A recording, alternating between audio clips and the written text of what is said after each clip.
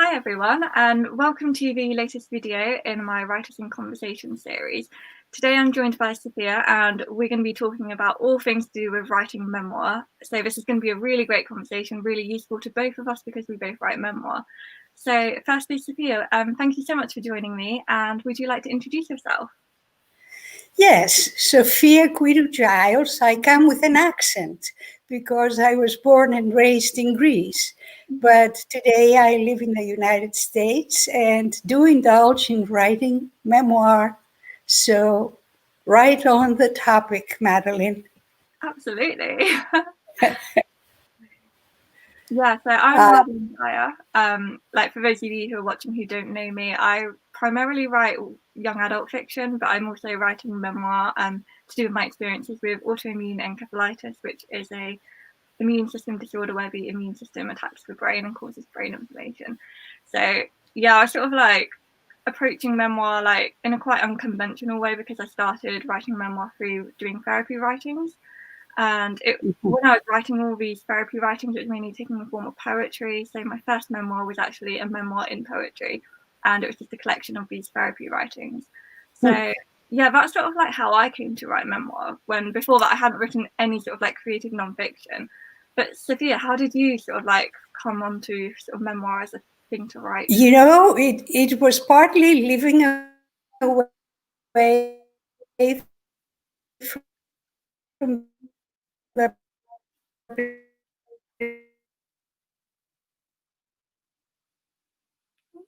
Are you still there? I'm not sure if we've lost you there with the internet connection.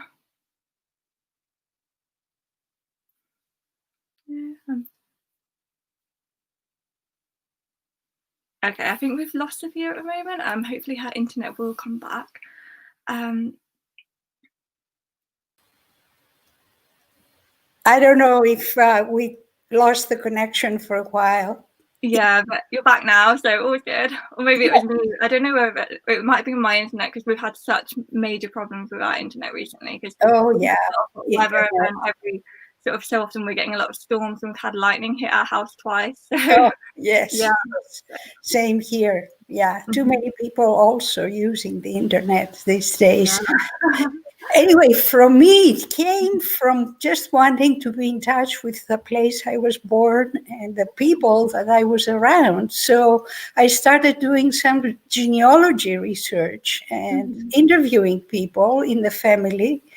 And from that, I started getting back in touch with my own story. And that's what prompted me to start working with my memory, collecting information about my very close family, my parents, and what others knew about them. And there came, it was like a 6-year project, but the book came out of that preoccupation. So, yeah, and has the Greek version of it already released? Did you say sort of like last year? Yes, it was released in 2019 in my hometown with people that know me and family coming to the event. It was just a very touching experience, very emotional. Writing memoir is emotional to begin with. Definitely. Because one deals with events that have been unanswered, generally traumas, generally explorations in the circumstances and the psychology of the time. Yeah. And that's what it was for me. I was interviewing people and getting the exterior look of things as much as I could, but it was reflecting on those and replicating how my eyes saw them. I think that's what happened in the writing. And as you know, it's all about sharing it. So you got to keep the reader in mind. Yeah. So we're not in our own drivel and confusion. Have to put order in things. Tell me about yours, though. Yours was poetry, writing memoir through poetry. Yeah, it's a bit of a strange one because, like, I'm not a poet, and before this, I hadn't really written any poetry, like, properly. I'd only sort of, like, dabbled a bit, when I was at university, when we had to sort of, like, explore alternate forms, because primarily I just write fiction and prose. But, yeah, so when I had this brain inflammation very severely, I lost my ability to communicate verbally, and I really struggled also with writing. And I remember I was trying to, like, work on a manuscript, which, I'd been working on just before the brain inflammation started, and I found I couldn't do it, and it felt like someone else had written that opening of a manuscript, and I just couldn't continue it. But I still felt like I needed to be writing something because I needed that sort of like part of my identity to keep going, because it was like a very sort of like distressing and traumatic time.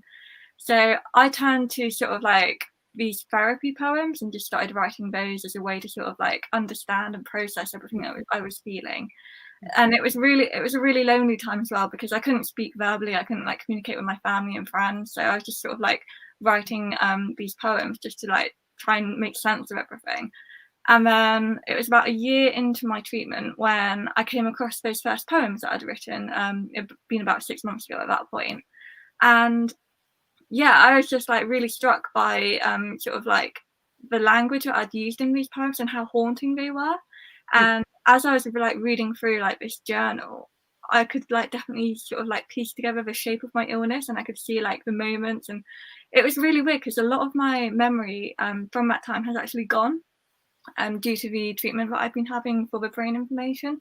So there's a lot of like poems that are about very specific moments and specific doctors and hospitals and different emotions that I was feeling, but I actually have no memory of now. So looking at it all like as a memoir written through poetry, I just found it really interesting. And yeah, I am actually like working on a much bigger memoir, sort of like written in a more traditional format. But I'm sort of like, because I can't remember it, I'm having to use my poetry sort of like as the basis for what happened, and it's bringing up a lot of questions about how reliable I am as a narrator. But I did just want to sort of like release the poems sort of as their own collection as well, just like there's this sort of raw glimpse into what I was going through, rather than because like my memoir, like the traditional one that I'm writing, it's got like a lot of contextual information about the illness. It's got interviews with other people that are affected by it. But I just wanted to have like one book that was just all very much me, and it's very personal. And so yeah, I've written like a poetry collection, which is also a memoir, and it's very strange because I doubt that I'm ever going to write any more poetry like that again. Oh my goodness, what a gift though, that you took the time to write it as you were going through this illness. So you have, you know, as approximate an experience that you're reporting, really, Yeah. as it's possible, you know. Memory is a funny topic in this whole arena because, for example, I know when I wrote dialogue, it was not possible to remember the exact words from, for me, you know, 50, 60 years ago. You can see, I really went back into childhood years. So it's mostly operating out of a feeling about the time Yeah. and trying to capture that. You know, conjuring scenes for me came out of the traumatic moment. And then I tried to bring in my culture, the rituals of the family that repeated over and over again. So it's as close to it as I could make it. I tell you, I worked in social services in my career. So it took me a while to get out of the lingo of social services in order to be able to write a memoir. We really get trained into the formality of what we do, what we study. And this experience, although it was hard, because I had to bring out my parents' divorce and why my mother left the house, why I grew up with grandmom and my dad's family, what went wrong. That was mainly, you know, the search when I hit the main topic. Still, oh, geez, I lost my point. Trauma does that to you, even today. I have to put the brakes on a particular moment and take my time analyzing it so I can full-fledged it out on paper. Anyway, now I'm rambling, so your turn.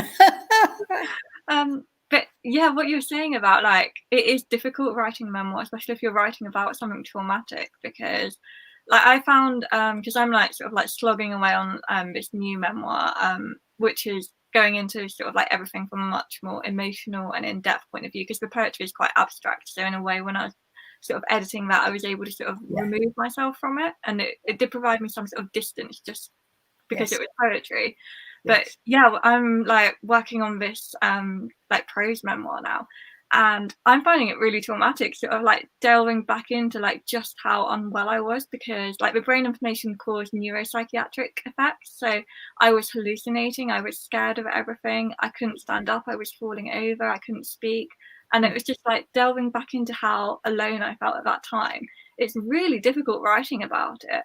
And yeah, I keep getting stuck and just like having to like put it to one side and just work on something else, like work on some fiction, because it's really tough to write about. And I kind of feel like, because I've still got this brain inflammation and I'm still having treatment for it, in a way, I kind of don't really want to think about how ill I was with it before, and I want to sort of like concentrate on healing and getting better. But it's like it's a really long treatment process. Like it will take years more. So yeah, I kind of feel like I need to write this memoir because I want to raise awareness for this condition, because it did actually take 6 months for doctors to realize that what I had wasn't a mental health condition, because they were just focusing on the hallucinations and my anxiety. And it was only when they began to look at the bigger picture and like look into the fact that I could no longer speak, I couldn't stand up, that they then decided, oh, well, maybe something else physical could be going on with the brain as well. But it took a long time. So I just kind of want to use this memoir, the new one is in particularly, to raise awareness. But yeah, writing it is just so difficult. And it's like, it's cathartic in a way, writing it, but it's also really distressing. Yes. And we have to get through our own demons, our own image to the world, and cut through to the core in order to present that side of it. There's times where I feel, when we are talking even about memoir, that I am exposing myself. I'm sharing things that are not normally conversation topics. So yes, but you're right, it is cathartic. It has worked for me in clarifying circumstances and in taking a more peaceful position about what had happened in the past. So I'm grateful for that part. And the other part that I'm grateful for is meeting other memoirists and other writers. We have this connection, this special language that develops right away. And it's just an expert group I love to hang out with. Yeah, definitely. Like, since I've started writing memoir, I've just met so many amazing writers, and like I just love the community. Like everyone's just so supportive and welcoming, and like it doesn't feel like we're in competition with each other, because everyone just wants everyone else to succeed, and that's just really lovely. That's right. That's so true. That's so true. Yes. The other thing that I know is that most people in life, and I mean really most, do have a very unique story to tell about themselves. And it is not always about being the victim of something. It's mostly about being the victor of something. I tend to see people working through whatever issues life hands them and coming out on the other side, still walking forward. So that is the power of memoir. It's worth the pain, if you will, to get through it. Yeah. And you're a prime example. You're a young person. You've gone through hell and back. And look at where you are, a writer of many books, pretty well established in YA and delving and exploring all kinds of other side issues and genres. So it's a great life. And it's great during coronavirus. Yes. Because we are prepped for it. We sit and think and create worlds with our minds. Perfect. Good company. Yeah, and like there's so many online events now because of COVID, and I just find that that's really helpful for everyone as well, because it's making it very accessible, no matter sort of like where you are, like where you are in the world, you can still like connect with this, because like we're in completely different countries and yet we're having like a really great conversation about writing memoir. So yeah.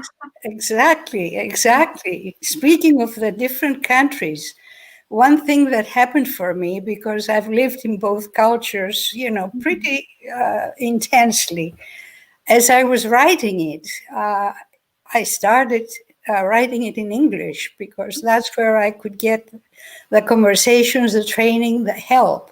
Yeah. And halfway through, I started popping in with Greek. Oh, okay. And it was puzzling, but ultimately it made sense, because what I'm telling in this book happened in Greece. So the memory started, flooding in, and the Greek words and the Greek experience. So that's how it came to be first published in Greece. Okay. Because then I just went back and translated and adapted and did all that work. And it showed up in Greece. And because it was almost there in English, now it's going to be out next September in English. That's exciting. So it was quite a process. And I'll tell you, I appreciated struggling between two languages, because it forced me to more clarity about what I was trying to say. It was not a weird experience. It was more time consuming, certainly, but when you have to get down to subtlety of words, boy, you have to get clear about things then. So anyway, that was a side benefit of this bilingual world. And with English being an ecumenical language, practically, here we are, England, United States, Yeah. Yeah. So yeah, how did you like find the actual writing process? Because I know you've said like you found it difficult at times, sort of like especially if we were like writing about trauma. Like how did you sort of like approach it? Did you have like a specific word count that you would like aim to do each day, or did you just sort of like write bits here and there? And what about sort of like the order? Do you do it like chronologically, or just whatever sort of like called to you at the time? My style of writing was, well, I joined an author group, so I had a deadline. I felt like I had to produce and show up, in the group. And there was no particular order. It was taking an incident, a sequence, well, not a sequence, it was no sequence. It was, I remember how the milkman brought milk on his donkey when I was a kid. And I would be out on the front door watching this action and that action and so forth. So, whatever showed up, I would write about. I knew it was going to be a memoir. I didn't even know where I was driving. That's why it took me 6 bloody years. So it was after I had written and written and written, and I thought, okay, come on, where is this going? That I consulted with an editor who helped me structure the architecture of the book. Right. And it turned out to be a braided piece. where I would, go to the original incident in childhood and ruminate about it as an adult and put some meaning to it and my point of view today. So there is a sequence of history, if you will, but it is blended. It isn't a clear-cut piece. Right. So very grateful for our colleagues in the world that help us put order to things. Definitely. Yes, yeah. How about your piece? Because you also had a scatter of things, it sounds like, to work with. Yeah. So yeah, with the one that I'm working on now, like the really big project, I'm a bit like overwhelmed by it and a bit like daunted because there's so many like different things I want to include because I've got more therapy poems that didn't get released in my first collection, and I kind of want to sort of like integrate them a bit into this new memoir. And then I've got so I started writing this new memoir about a year ago when I was just starting V treatment and when I was sort of like regaining cognitive ability and I was like relearning to speak at that point. So it was at that sort of point when I started writing it in like real time and I was sort of like writing it as diary entries. But then going back to like a couple of years beforehand when the brain information actually started, it's really weird because I can't actually remember a lot of it. So I went around interviewing like family and friends, trying to like find out exactly what I was like, at what point they noticed that I was behaving differently, seeing which bits like stood out to them. Because like there was one time when I was walking along a road with my mom and I fell in a ditch. And I don't actually remember this, but it was apparently a really funny moment because I just suddenly like veered off to the side of a road and fell in the ditch, like really randomly. And that was the start of my balance starting to go. Because soon after that, I couldn't like walk at all. I was just falling over all the time. I couldn't like hold myself up. So yeah, it's been really interesting interviewing like family and friends to find out like which are the big moments that stuck out in their eyes about like when this illness started. Because it's really difficult to pinpoint the exact day because there's a day in sort of like December 2018 where I remember waking up and feeling like I was a different person. But before that, it's really hard for me to remember or work out when exactly this illness sort of started because to me it was just like a really rapid onset. But then talking to like my mum especially, she could see signs of it sort of like creeping in, but she didn't know like that they would be significant at the time. So they just sort of like, it's only looking back in hindsight that you can see sort of like early signs of it. But so I've just got like this sort of like montage at the moment of like therapy poems, diary entries, interviews, and then sort of like these really sort of analytical essay type things that I've written since about it all, like reflecting on it. And then I've got like all this research. I've got sort of conversations transcribed from when I've been talking to other people that have got encephalitis. And so yeah, I've got like this huge wealth of information at the moment, and I'm trying to shape it into something that's sort of like memoir like. But at the moment, and I think it might be because I'm still like in the treatment phase of this and I haven't actually been cured of it, I'm not sure what the shape of my memoir will be for this new one. So I think it's probably a case of that I'm sort of like too close to it at the moment and I'll probably need to wait a couple of years until I finish the treatment and I'm clear of like all the encephalitis. And then hopefully, I'm hoping at that point, I'll then know sort of how exactly I want to structure it. Because at the moment, I just feel like I'm just collecting a lot of material that might be useful. But yeah, like my document where I've like compiled it all is like 150,000 words already. So it's just getting a bit messy. Yes. I sometimes think about going back and looking at all the writing that happened because I'm sure there is at least the seed of another book in it, you know. In the published book, my focus was searching around for my mother's motivation, circumstances in life. And my father remained almost as a secondary, shadow figure in the whole story. But I have whole chapters that have to do about my relationship with him, He was a lovely man, a good, caring protector and family man. And I have thought about gosh, should I go back and pull another memoir that is a counterpoint, if you will, who my father was and what was that side of it? Because no story has one side to it, darn it, Yeah. Even as we go back and think about the same stuff that we have written and fixed an interpretation on, was it altogether that way? You know? Yeah, Yeah. Life is more complex than one point of view. definitely. Yeah. So, do you think you will write another memoir then? Well, for the moment, the work of publishing a book is also pretty quite engaging. I'll put it in that term. Yeah, at the moment, I'm working with a publisher to shape the English book. Right. We have not settled on a title yet.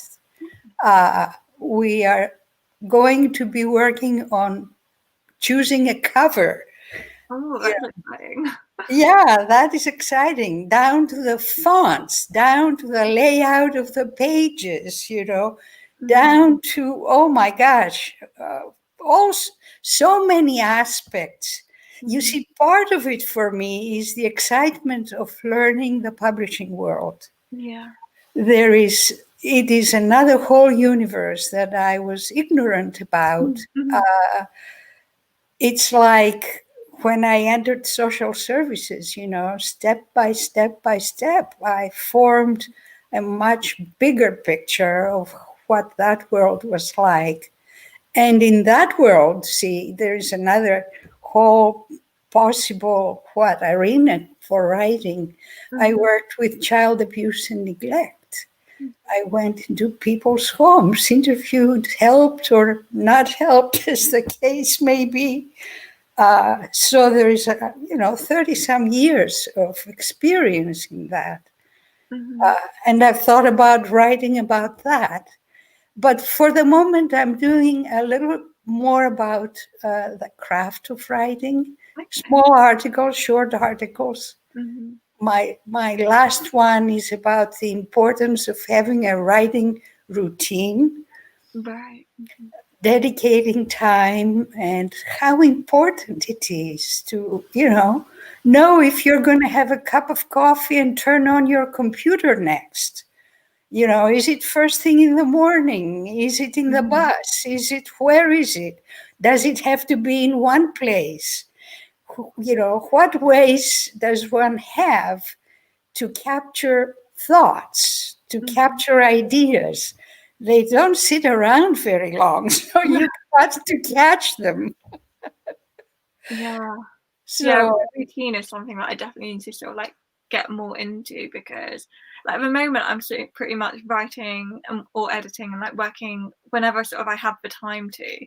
But I know that I'm way more creative like first thing in the morning. And if I get up sort of like a couple of hours earlier than usual, so then I'm writing from about 5 a.m. till 7 a.m., that's when I'm most creative and I'm most productive and I feel like really confident in it. Whereas I found if I'm then getting up, say about 7, because I also live on a farm, so I've got like animals to see to. And if I do my writing after I've seen to the animals, I'm quite like physically tired from like walking around the farm, doing all that stuff, and especially when I'm still like undergoing treatment as well.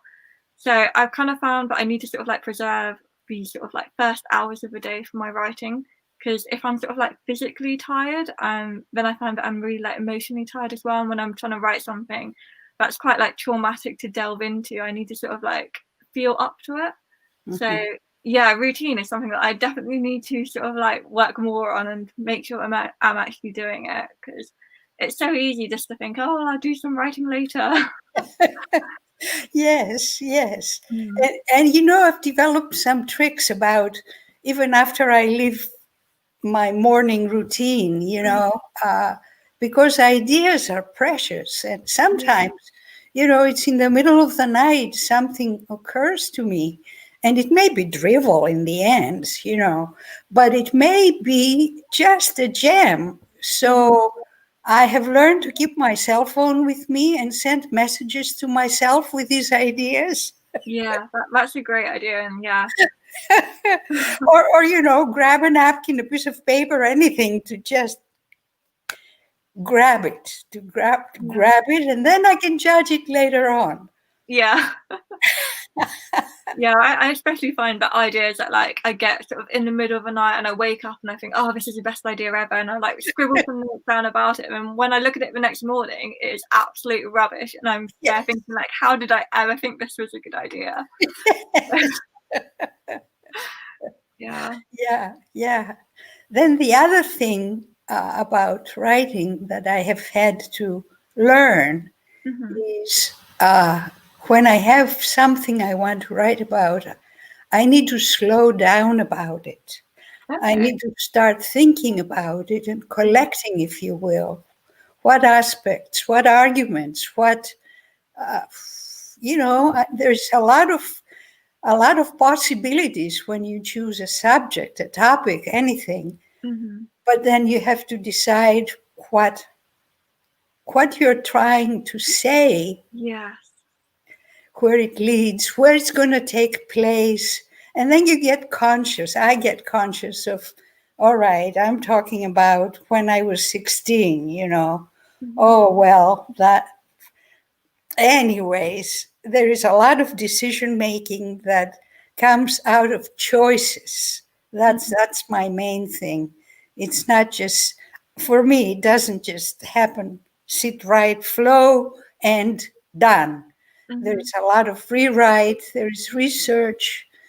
I like touching, seeing, and being in the space if I can. Yeah. Then I feel like, I have the fuller picture. Still, I'm impatient. I want to push things out, but I save. Yeah. Yeah, definitely. Like I find that I sort of like need time to sort of think about what I want to say, and because it's easy just to like dive straight in and say like what you think you want to say, but it's often like I know when I'm writing fiction, like YA, it's only till I get to the end of the first draft I actually know what the book is about, and it's then I know how to rewrite it, how to reshape it, and I know exactly what thing I'm trying to say in it. So yeah, I think that's why I'm sort of like struggling a lot with my with the second memoir at the moment, just because I don't know the shape of it, and at the moment I'm sort of like just exploring in a way and finding all the different things that I could say and like different angles I could approach it from, because I do want it to be like a work of art as well. Yes. And because like I was reading through sort of like the first section of my memoir and it just seemed like kind of dry, and because it's just based on like the diary entries, and I'm just like, well, it's interesting to read, but it doesn't feel that creative to me, and I want to sort of like really have fun with the language and like metaphors and imagery. So yeah, because like I love it best when like memoirs are like an art form, and like on the one hand they tell like this story, but on the other hand it's so much like hidden meaning like imbued into it, and it's that really sort of like brings it to life. So yeah, I've been reading a lot of memoir recently because I think one of the best ways to sort of like improve your craft is to like read as widely as possible. That's good. Yeah.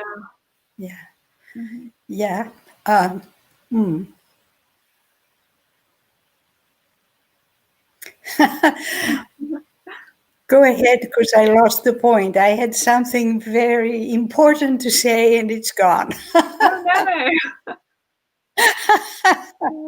Oh, I know what it was. Yeah. It was about the notion of the river of life, Oh yeah.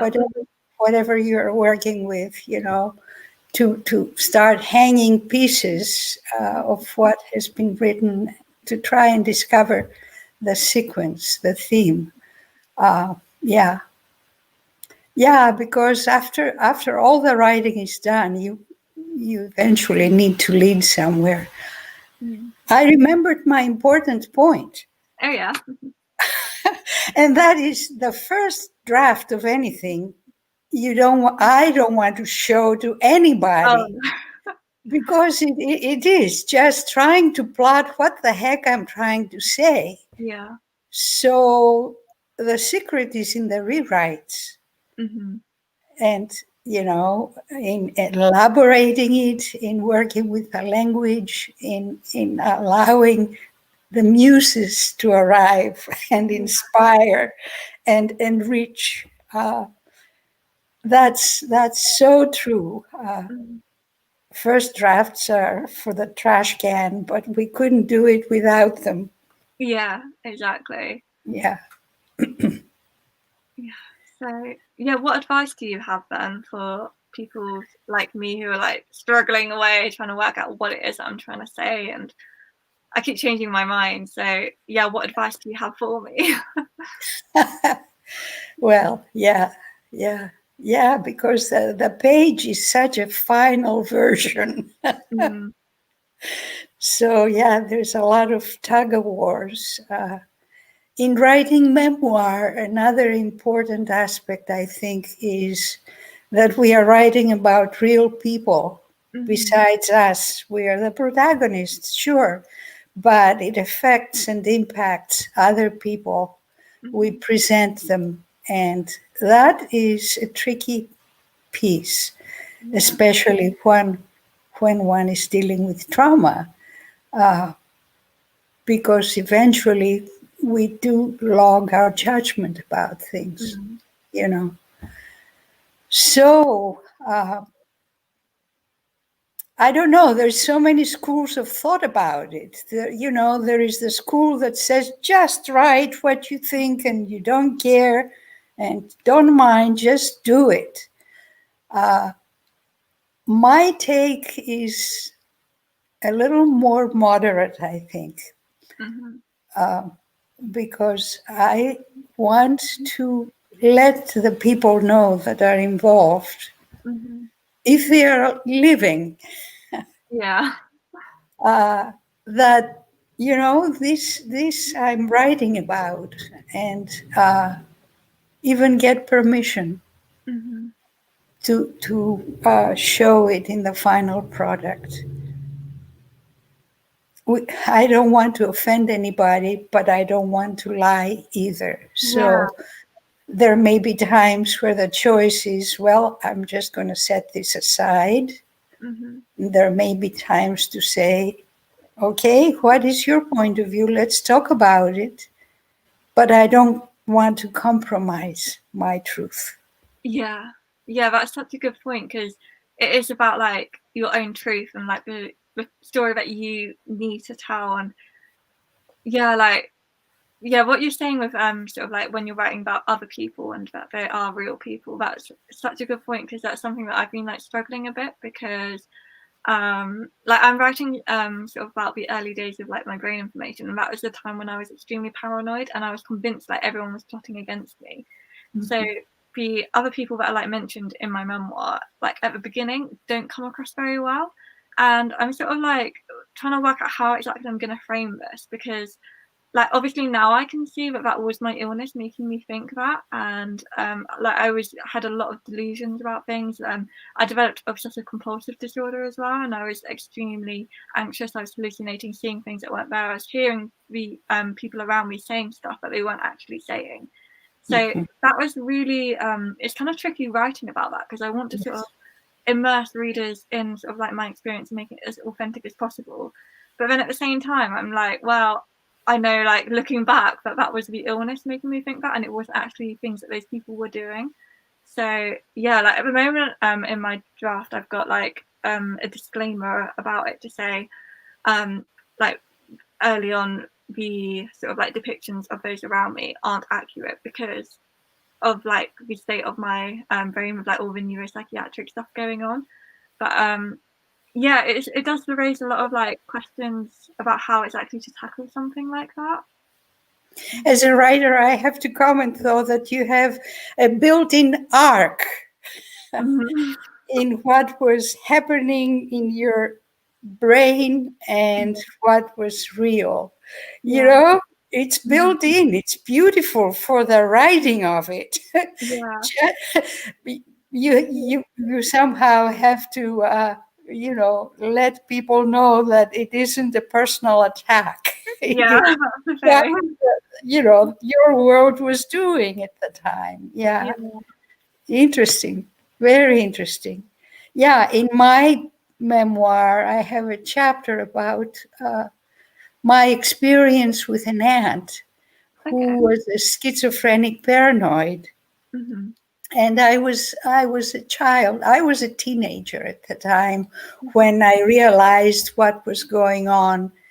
And I can't say that there wasn't some reluctance about what's really going on, but there was a lot of curiosity. Mm-hmm. I wanted to understand her world. I wanted to ask questions about who are you talking to?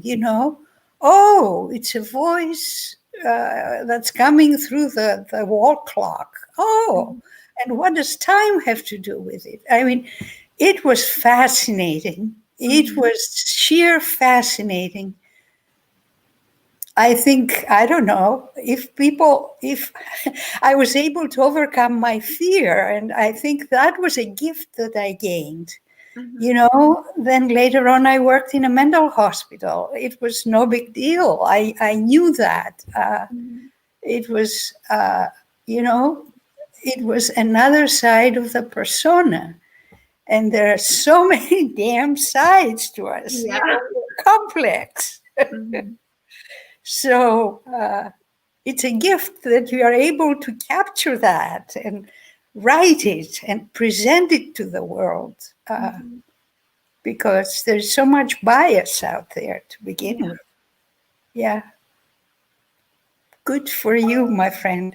Oh, thank you. Yeah, Yeah. like, it's one of the reasons, like why I'm really motivated to write this memoir, just to sort of Yes. like show what my experience has been like, because, like with the illness that I've got, when you look it up online, sort of the only accounts of it are very sort of like cold and clinical, and they're written from like a medical or a scientific point of view, and I kind of just want to sort of like show people what it's like from an emotional point of view, and Mhm. also raise a lot of awareness, because it does make me wonder how many adults are sort of like in the mental health system who actually have like brain information causing it.